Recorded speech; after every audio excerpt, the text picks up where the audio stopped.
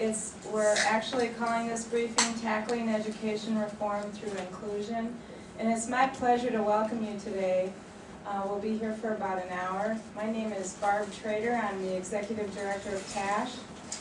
TASH is one of the proud founding members of the Collaboration to Promote Self-Determination, and I'm really thrilled to see many of the representatives of our 12-member coalition here in the room today. It's my duty to both pretty much set the stage for what we'll cover in the briefing, but also to share with you a little bit about the collaboration and about our speakers. So I'll start with CPSD and what we're all about. CPSD was formed about 4 years ago, and we are led by an executive committee of parent organizations and self-advocacy associations. Those organizations which make up our executive board include the National Down Syndrome Society. I'm glad to see Madeline here. Madeline Will, everybody.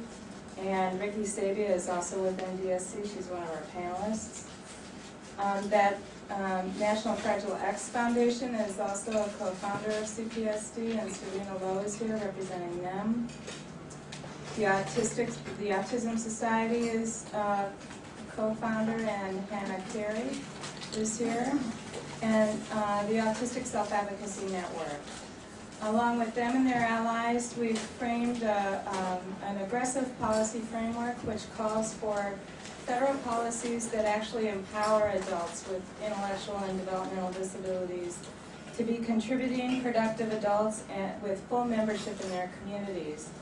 We want to see a real transformation of comprehensive federal policy which will lead to adult lives that engage people in employment and allow folks to achieve financial self-sufficiency, at least in greater numbers than we're seeing today. Since we know that education is the way to prepare adults, and we know that only 5% of the population that we're talking about today ever achieve any kind of meaningful inclusion in their school communities, we're taking seriously the transformation of schools so that students with intellectual and developmental disabilities are fully included. That means both in their general ed classroom and in the community of a school as a whole.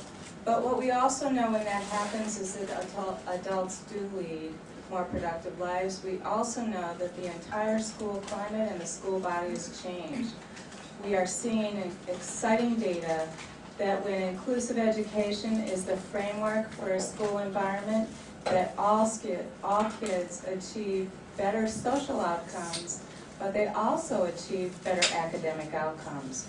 And we want to share that data with you today, especially as we're discussing ESEA reauthorization. So I'm going to introduce the speakers, and then they'll share with you what our data shows. The first is Carol Quirk. Dr. Quirk is the Executive Director of the Maryland Coalition for Inclusive Education, which is an organization that is focused on systems change so all students are included. Dr. Quirk is also the current board president for TASH. Next will be Dr. Jacqueline Kearns. Dr. Kearns is the principal investigator of the National Alternate Assessment Center at the University of Kentucky. The next is Dr. Wayne Saylor. Dr. Saylor is a professor of special education at the University of Kansas and the associate director of the Beach Center.